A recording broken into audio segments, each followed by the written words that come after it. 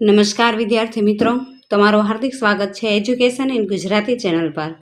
આજનો આપણો વિષય છે ધોરણ 8 વિષય સમાજ। તેમાં આપણે જોઈએ ચેપ્ટર નંબર 9, તેમનું નામ છે સંસાધન। તેમાં પ્રશ્ન પહેલો છે કે નીચેના પ્રશ્નના મુદ્દાસર ઉત્તર આપો।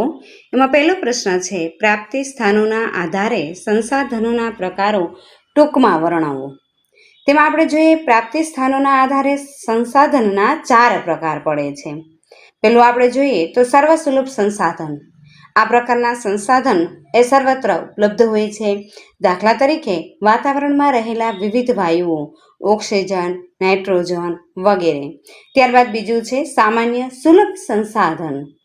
સામાન્ય રીતે સરળતાથી ઉપલબ્ધ હોય તેવા સંશોધનો, દાખલા તરીકે જળ, ગોચર, ભૂમિ। ત્યારબાદ જોઈએ વિરલ સંસાધન। જે સંસાધનો આપણને મર્યાદિત સ્થાનો પરથી જ પ્રાપ્ત થતા હોય છે તેને વિરલ સંસાધન કહેવામાં આવે છે। દાખલા તરીકે કોલસો, ધાતુઓ, ખનિજ તેલ, કુદરતી વાયુ, યુરેનિયમ વગેરે। ત્યારબાદ આપણે જોઈએ ચોથું કે એકલ કે દુર્લભ સંસાધન। તેમાં જોઈએ કે સમગ્ર વિશ્વમાં એક કે બે જગ્યાએથી જ મળી આવતા ખનિજોને દુર્લભ કે એકલ સંસાધન કહે છે। દાખલા તરીકે ક્રેયોલાઇટ, જે ગ્રીનલેન્ડમાંથી મળે છે। ત્યારબાદ આપણે પ્રશ્ન નંબર બીજો જોઈએ કે પરિસર તંત્ર કોને કહેવાય, સવિસ્તાર સમજાવો। જવાબ જોઈએ કે જીવાવરણમાં એક સજીવ બીજા સજીવ સાથે પરસ્પર જોડાઈને પોતાનું અસ્તિત્વ છે ટકાવે છે તેને પરિસર તંત્ર કહે છે। વનસ્પતિ આપણી અનેક જરૂરિયાતો પૂરી કરે છે, ઉપરાંત તે પ્રાણી સૃષ્ટિને આવાસ અને ખોરાક છે તે પણ પૂરા પાડે છે। સામે આપણે અને જે પ્રાણી વનસ્પતિની જાતિ અને પ્રજાતિના ફેલાવામાં મદદરૂપ થઈએ છીએ। વનસ્પતિને ખોરાક બનાવવા માટે જરૂરી કાર્બન ડાયોક્સાઇડનું માનવ અને પ્રાણીઓ દ્વારા ઉત્સર્જન કરવામાં આવે છે, જ્યારે વનસ્પતિ દ્વારા ઉત્સર્જિત ઓક્સિજન વાયુ માનવ અને પ્રાણીઓ શ્વસનમાં ઉપયોગ કરે છે। આ રીતે પરિસર તંત્રમાં જીવ છે એ પોતાના રહેઠાણ, ખોરાક અને અન્ય જૈવિક ક્રિયાઓ માટે એકબીજા પર આધાર રાખે છે। ત્યારબાદ પ્રશ્ન નંબર 5 છે તફાવત લખો। એમાં પહેલું છે નવીનીકરણીય સંસાધનો અને બિન નવીનીકરણીય સંસાધનો। તફાવતમાં આપણે જોઈએ પહેલું નવીનીકરણીય સંસાધનોમાં આપણે જોઈએ કે આપમેળે ચોક્કસ સમયગાળામાં વપરાયેલા જથ્થાની પૂર્તિ કરે કે અખૂટ હોય તેવા સંસાધનોને નવીનીકરણીય સંસાધનો કહેવામાં આવે છે, જ્યારે બિન નવીનીકરણીય સંસાધનોમાં આપણે જોઈએ કે એકવાર વપરાયા બાદ નજીકના સમયમાં તેનું ફરી નિર્માણ શક્ય નથી તેવા સંસાધનોને બિન નવીનીકરણીય સંસાધન કહેવામાં આવે છે। બીજો પોઈન્ટ જોઈએ કે દાખલા તરીકે જંગલો, પવન, સૂર્યપ્રકાશ, પ્રાણીઓ અને પક્ષીઓ। અને બિન નવીનીકરણમાં આપણે બીજો પોઈન્ટ જોઈએ કે ખનિજ, કોલસો, ખનિજ તેલ, કુદરતી વાયુ, પરમાણુ વગેરે। ત્યારબાદ આપણે પ્રશ્ન નંબર 6 જોઈએ કે નીચેના પ્રશ્નના 1-2 વાક્યોમાં ઉત્તર આપો। એમાં પહેલું છે સંસાધન કોને કહેવાય, તો કે જે તત્વોને માનવી આવડત અને કૌશલ્યની મદદથી પોતાની જરૂરિયાત સંતોષવા ઉપયોગમાં લે છે તેવા તત્વોને સંસાધન કહેવામાં આવે છે। ત્યારબાદ બીજું જોઈએ કે તમારી દિનચર્યામાં તમે કયા કયા સંસાધનો વાપરો છો તેની યાદી બનાવો। અમારી દિનચર્યામાં અમે પાણી, જમીન, વનસ્પતિ, લાકડું, દૂધ, હવા, ધાતુઓ, કુદરતી ગેસ, પેટ્રોલ, વનસ્પતિ પેદાશો વગેરેનો ઉપયોગ કરીએ છીએ। ત્યારબાદ ત્રીજો પ્રશ્ન છે તમારા વર્ગખંડમાં કયા કયા સંસાધનો વપરાયા છે તેની યાદી લખો। અમારા વર્ગખંડમાં રેતી, પથ્થર, ઈંટો, લાકડું, લોખંડ, વીજળી વગેરે સંસાધનો વપરાયા છે। ચોથું, સંસાધનોના નિર્માણને આધારે સંસાધનોના કેટલા પ્રકાર પડે છે, કયા કયા? સંસાધનોના નિર્માણના આધારે સંશોધનોના 2 પ્રકાર પડે છે, કુદરતી સંસાધનો અને માનવ સર્જિત સંસાધનો। ત્યારબાદ 5મો પ્રશ્ન છે કુદરતી સંસાધનોના ઉદાહરણ આપો। તેમાં આપણે જોઈએ હવા, પાણી, જમીન, ખનિજો, પ્રાણીઓ, પક્ષીઓ, ઉર્જાના સ્ત્રોતો વગેરે કુદરતી સંસાધનો છે। છઠ્ઠો પ્રશ્ન છે, કુદરતી સંસાધનોને કયા આધારે વર્ગીકૃત કરવામાં આવે છે?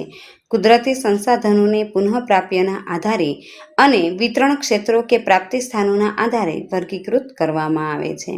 સાતમું છે, કયા સંસાધનોને વિરલ સંસાધન કહે છે? ઉદાહરણ આપો. તો કે જે સંસાધનો આપણને મર્યાદિત સ્થાનો પરથી જ પ્રાપ્ત થાય છે તેવા સંસાધનોને વિરલ સંસાધન કહે છે. દાખલા તરીકે કોલસો, વિવિધ ધાતુઓ, ખનિજ તેલ, કુદરતી વાયુ, યુરેનિયમ વગેરે. આઠમો પ્રશ્ન છે, સંસાધનોની પુનઃપ્રાપ્તતાના આધારે કેટલા પ્રકાર પડે છે? ક્યાં ક્યાં? સંસાધનોની પુનઃપ્રાપ્યના આધારે બે પ્રકાર પડે છે, નવીનીકરણીય સંસાધન અને બિન નવીનીકરણીય સંસાધન. પ્રશ્ન નંબર 9, માનવ સર્જિત સંસાધન કોને કહે છે? કે કોઈ પણ કુદરતી તત્વોને માનવ પ્રયત્નો દ્વારા પ્રક્રિયા કરી તેના ગુણધર્મોમાં ફેરફાર કરી ઉપયોગમાં લેવા યોગ્ય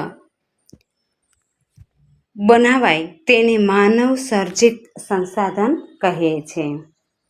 10મો પ્રશ્ન, માનવ સર્જિત સંસાધનોના કેટલાક ઉદાહરણો આપો. તેમાં આપણે જોઈએ વિદ્યુત, મકાનો, રસ્તાઓ, પુલો, બોગદા, ટેકનોલોજી, બંધો, પગથિયાકાર, ખેતરો વગેરે માનવ સર્જિત સંસાધનો છે. 11મો પ્રશ્ન છે, માનવ સંસાધન વિકાસ એટલે શું?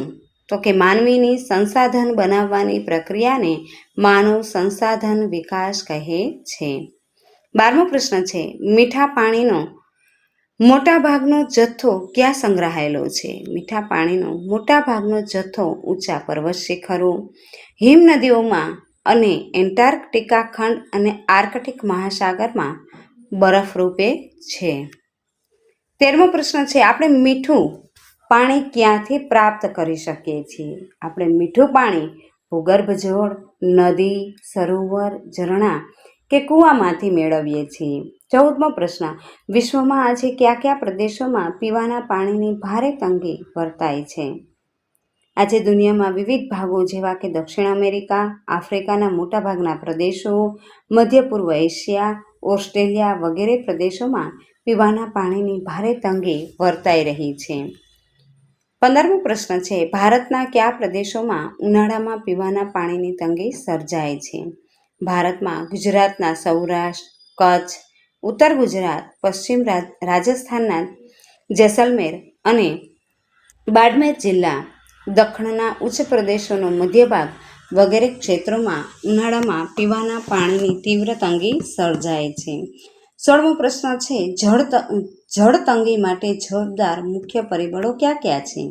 જળ તંગી માટે વસ્તી વિસ્ફોટ, રોકડિયા પાકોનું વધતું જતું વાવેતર, આધુનિક જીવનશૈલી, શહેરીકરણ, ઉદ્યોગો, નવીનીકરણ જેવા પરિબળો છે એ મુખ્યત્વે જવાબદાર છે. 17મો પ્રશ્ન, કુદરતી વનસ્પતિ કોને કહેવાય? કે પોતાની જાતે ઉગનારી વનસ્પતિ, વેલા, છોડવા અને વૃક્ષોને કુદરતી વનસ્પતિ કહે છે. 18મો પ્રશ્ન, જંગલ કોને કહે છે? વૃક્ષો અને ઝાડીઓથી આચ્છાદિત વિશાળ ભૂભાગને જંગલ કહેવામાં આવે છે. 19મો પ્રશ્ન છે, કુદરતી વનસ્પતિની સંરચના અને સ્વરૂપમાં વૈવિધ્ય સાથે જોવા મળે છે? તો કે સમુદ્ર સપાટીની ઊંચાઈ અને આબોહવાની વિવિધતાને કારણે કુદરતી વનસ્પતિની સંરચના અને સ્વરૂપમાં વૈવિધ્ય જોવા મળે છે. 20મો પ્રશ્ન, વનસ્પતિનું વર્ગીકરણ શેના આધારે થાય છે? વનસ્પતિનું વર્ગીકરણ તેની સંરચના અને સ્વરૂપમાં જોવા મળતા વૈવિધ્યતાના આધારે થાય છે. 21મો પ્રશ્ન છે, વન્યજીવનમાં શેનો સમાવેશ થાય છે? વન્યજીવનમાં વિવિધ પશુ પક્ષીઓ, કીટકોનો સમાવેશ થાય છે. 22મો પ્રશ્ન છે, વન્યજીવમાંથી આપણને કઈ કઈ વસ્તુઓ પ્રાપ્ત થાય છે? વન્યજીવનમાંથી આપણને માંસ, ચામડા, રૂંવાટીવાળી ખાલ, મધ, ઊન વગેરે જેવી વસ્તુઓ પ્રાપ્ત થાય છે. 23મો પ્રશ્ન છે, મધમાખી કઈ રીતે ઉપયોગી છે? મધમાખી મધ આપે છે અને ફૂલોના પરાગનયનમાં મહત્વની ભૂમિકા ભજવે છે. 24મું છે, હળ કે ટ્રેક્ટર પાછળ પક્ષીઓ શા માટે એકત્ર થાય છે? હળ કે ટ્રેક્ટરથી જ્યારે ખેતર ખેડવામાં આવે છે ત્યારે જમીનમાં રહેલી નાની નાની જીવાત તેમાંથી માટી સાથે તે બહાર આવે છે. તેથી તેને ખાવા માટે પક્ષીઓ તેની પાછળ પાછળ એકત્ર થાય છે.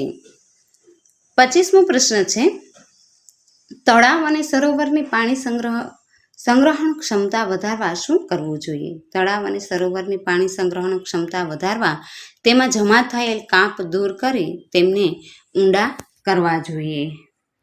26મો પ્રશ્ન છે, કયા ઉર્જા સ્ત્રોત નજીકના ભવિષ્યમાં ખૂટી પડશે તેવું જણાય છે? કોલસો, ખનિજ તેલ અને કુદરતી વાયુ જેવા ઉર્જા સ્ત્રોતો નજીકના ભવિષ્યમાં ખૂટી પડશે તેવું જણાય છે. 7મો પ્રશ્ન છે, આપેલા પ્રશ્નના સાચા ઉત્તર માટે સાચો વિકલ્પ પસંદ કરીને લખો. એમાં પહેલું છે, નીચેનામાંથી કયું સંસાધન કુદરતી નથી? જવાબ આવશે ડી, અરીસો. બીજું, સર્વત્ર ઉપલબ્ધ હોય તેવા સંશોધનોને શું કહે છે? સર્વસુલભ સંસાધન. ત્રીજું, હું સર્વસુલભ સંસાધન છું. એ જવાબ આવશે બી, ઓક્સિજન. ચોથું, નીચેનામાંથી કયું સંસાધન સામાન્ય સુલભ સંસાધન છે? જવાબ આવશે બી, જળ. પાંચમું છે, નીચેના પૈકી કયું સંસાધન વિરલ સંસાધન છે? જવાબ આવશે બી, ખનિજ તેલ. છઠ્ઠો પ્રશ્ન છે કે જો તમે સૌર ઉર્જા, જળ ઉર્જા, જૈવ ઇંધણ, પવન ઉર્જા જેવી ઉર્જાનો ઉપયોગ કરો છો તો તે કેવા પ્રકારના સંશોધનો છે? એ નવીનીકરણ. સાતમું, નીચેનામાંથી કયું સંસાધન બિન નવીનીકરણીય છે? જવાબ આવશે ખનિજ કોલસો. આઠમું, નીચેનામાંથી કયું પુનઃપ્રાપ્ય ઉર્જાના સ્ત્રોત છે? સી, પવન. નવમું, નીચેનામાંથી કયું સંસાધન માનવ સર્જિત છે? C, cement. 10મો પ્રશ્ન, નીચેનામાંથી કયું સંસાધન માનવ સર્જિત નથી? સી, આરસ પહાણ. 11મું, નીચેનામાંથી કયું સંસાધન માનવ સર્જિત છે? બી, વિદ્યુત. 12મું છે, નીચેનામાંથી કયા પરિબળો વસ્તી ગીચતા પર અસર કરે છે? તેમાં આવશે ભૂમિ, આબોહવા અને જળ પ્રાપ્તિ. એટલે જવાબ આવશે ડી, આપેલ તમામ. 13મો પ્રશ્ન છે, પૃથ્વી પર મીઠા પાણીનો જથ્થો કેટલા પ્રમાણમાં છે? જવાબ આવશે સી, 2.7%. 14મો પ્રશ્ન છે, કુદરતી વનસ્પતિમાં નીચેનામાંથી કઈ બાબતોમાં વિવિધતા જોવા મળે છે? તેમાં આવશે જવાબ ડી, આપેલ તમામ. 15, નીચેનામાંથી કઈ વસ્તુ આપણને જંગલમાંથી નથી મળતી? જવાબ આવશે સી, પ્લાસ્ટિક. 16મું છે, નીચેનામાંથી કઈ વસ્તુ આપણને વન્ય જીવનમાંથી મળે છે? જવાબ આવશે બી, રેશમ. 17મો પ્રશ્ન છે, કયું પ્રાણી ભારતભરના જંગલોમાંથી લુપ્ત થયું છે? જવાબ આવશે સી, ચિત્તો. 18મું છે, કચ્છ જિલ્લામાં જોવા મળતું ખાલી જગ્યા પક્ષી આજ લુપ્ત થઈ રહ્યું છે? જવાબ આવશે બી, ઘોરડ. 19મો પ્રશ્ન છે, રાસાયણિક ખાતરોનો વપરાશ લાંબે ગાળે જવાબ આવશે એ, જમીનની ગુણવત્તા ઘટાડે છે. 20મું, નીચેનામાંથી કઈ પ્રવૃત્તિ સંસાધનનું સંરક્ષણ કરતી નથી? જવાબ આવશે સી, રાસાયણિક ખાતરોનો વધુ ઉપયોગ કરવો. 8મો પ્રશ્ન છે, ખાલી જગ્યા પૂરો. એમાં પહેલું છે, માનવ સમાજની આર્થિક વૃદ્ધિ અને વિકાસનો મૂળ આધાર છે એ સંસાધન છે. બીજું, ઉપયોગિતા એ સંસાધનનો ગુણધર્મ છે. ત્રીજું, પવનચક્કીનો ઉપયોગ શરૂ થતાં પવન એક અગત્યનું સંસાધન ગણાય છે. ચોથું, ઓક્સિજન વાયુ સર્વસુલભ સંસાધન છે. પાંચમું, તમામ સંસાધનોમાં ઉપયોગિતાની દ્રષ્ટિએ ભૂમિ મોખરાના સ્થાને છે. છઠ્ઠું, પૃથ્વી સપાટીના કુલ ક્ષેત્રફળના લગભગ 29% ભાગ છે એ ભૂમિ દ્વારા રોકાયેલો છે. સાતમું, ભૂમિની જરૂરિયાત સંતોષવા માટે માનવીએ જંગલોનું નિકંદન કાઢ્યું છે. આઠમું છે, જળ એ કુદરતી સંસાધન છે. 9મું, પૃથ્વી સપાટીના 3/4 ભાગ પર પાણી અને 1/4 ભાગ પર ભૂમિ છે. 10મો પ્રશ્ન છે, આપણી પાસે મીઠા પાણીનો આશરે 2.7% જેટલો નજીવો જથ્થો ભૂમિગત જળ, નદી, સરોવર કે ઝરણા રૂપે ઉપલબ્ધ છે. 11મું છે, પક્ષીઓ વિવિધ કીટકોનો આહાર કરી તેની સંખ્યા નિયંત્રિત રાખે છે. 12મું છે, ગીધ પક્ષીની સંખ્યામાં ભારે ઘટાડો નોંધાયો છે. 13મું, જમીન ધોવાણથી જમીનની ફળદ્રુપતા ઘટે છે. 14મો પ્રશ્ન છે, વધુ પડતી સિંચાઈથી જમીનની ઉત્પાદન શક્તિ ઘટે છે. ત્યારબાદ 15મી ખાલી જગ્યા છે કે ખેતીમાં પાણીનો વ્યય અટકાવવા ટપક સિંચાઈ પદ્ધતિ વાપરવી જોઈએ. ત્યારબાદ આપણે જોઈએ કે નીચે આપેલા વિધાનો ખરા છે કે ખોટા તે નિશાની કરી જણાવો. પેલું છે, આપણી આસપાસ જોવા મળતા કુદરતના બધા જ તત્વો સંશોધન કહેવાય છે. આ વિધાન ખોટું છે. બીજું, ક્રોયોલાઇટ વિરલ સંસાધનનું ઉદાહરણ છે. આ વિધાન પણ ખોટું છે. ત્રીજું, કુદરતી વાયુ નવીનીકરણીય સંસાધન છે. આ વિધાન સાચું છે. ચોથું, બહુહેતુક યોજના માનવ સર્જિત સંસાધન છે. આ વિધાન સાચું છે. પાંચમું, માનવ એ સંસાધન નથી પરંતુ સંસાધનનો ઉપયોગ કરનાર જ છે. આ વિધાન ખોટું છે. ત્યારબાદ છઠ્ઠું જોઈએ, પૃથ્વી સપાટી પર આવેલા સમગ્ર ભૂભાગમાં માનવ વસવાટ શક્ય નથી. આ વિધાન ખોટું છે. ભૂમિની જરૂરિયાત સંતોષવા માટે માનવી જંગલોનું નિકંદન કાઢે તે યોગ્ય કહેવાય. આ વિધાન ખોટું છે. આઠમું, આજે ભૂમિની અછત એક વિકટ સમસ્યા નથી. આ વિધાન પણ ખોટું છે. નવમું છે, પૃથ્વી પર રહેલ જળનું મોટાભાગનું જળ મીઠું છે. આ વિધાન ખોટું છે. પૃથ્વી પરનું મોટાભાગનું પાણી સમુદ્ર અને મહાસાગરોમાં છે. આ વિધાન સાચું છે. 11મું જોઈએ કે ઘરના આંગણામાં ગુલાબના છોડ ઉગાડીએ તો તેને ગુલાબનું જંગલ કહેવાય. આ વિધાન ખોટું છે. 12મું છે, વધતી જતી વસ્તી અને ટેકનોલોજીના અસાધારણ વિકાસથી સંસાધનોનો વપરાશ સતત વધી રહ્યો છે. આ વિધાન સાચું છે. 13મું છે, પૃથ્વી પરના તમામ સંસાધનો અખૂટ છે. આ વિધાન ખોટું છે. 14મું છે, આપણે સંસાધનોના આયોજનપૂર્વક અને કરકસરભર્યો ઉપયોગ કરવો જોઈએ. આ વિધાન સાચું છે. 15મું છે, ખેતીમાં જૈવ જંતુનાશકો વાપરવા જોઈએ. આ વિધાન સાચું છે. ત્યારબાદ 10મો પ્રશ્ન છે, જોડકા જોડો. એમાં વિભાગ અ અને બ આપેલા છે, તેમાં આપણે જોઈએ. પહેલું છે સર્વસુલભ સંસાધન, જવાબ આવશે બી નાઇટ્રોજન. બીજું સામાન્ય સુલભ સંસાધન, જવાબ આવશે ડી જળ. ત્રીજું વિરલ સંસાધન, જવાબ આવશે એ યુરેનિયમ. અને ચોથું દુર્લભ સંસાધન, જવાબ આવશે સી ક્રાયોલાઇટ. ત્યારબાદ બીજું જોઈએ. એમાં પહેલું છે જંગલ, જવાબ આવશે ડી વન્યજીવોને આશ્રય. બીજું જમીન, તેમાં જવાબ આવશે એ ખેતી. ત્રીજું ખડકો, જવાબ આવશે બી બાંધકામ સામગ્રી. અને ચોથું છે પ્રાણીઓ, જવાબ આવશે સી દૂધ અને ઊન. ત્યારબાદ જોઈએ બીજું છે કે નીચેના ખનિજ ઉત્પાદક 2 રાજ્યો દર્શાવો. એમાં પહેલું લોખંડ, ખનિજ તેલ, તાંબુ, સોનું, અબ્રક, ફ્લોરસ્પાર, બોક્સાઇડ, યુરેનિયમ, મેંગેનીઝ, સીસુ, ચૂનાનો પથ્થર, કોલસો.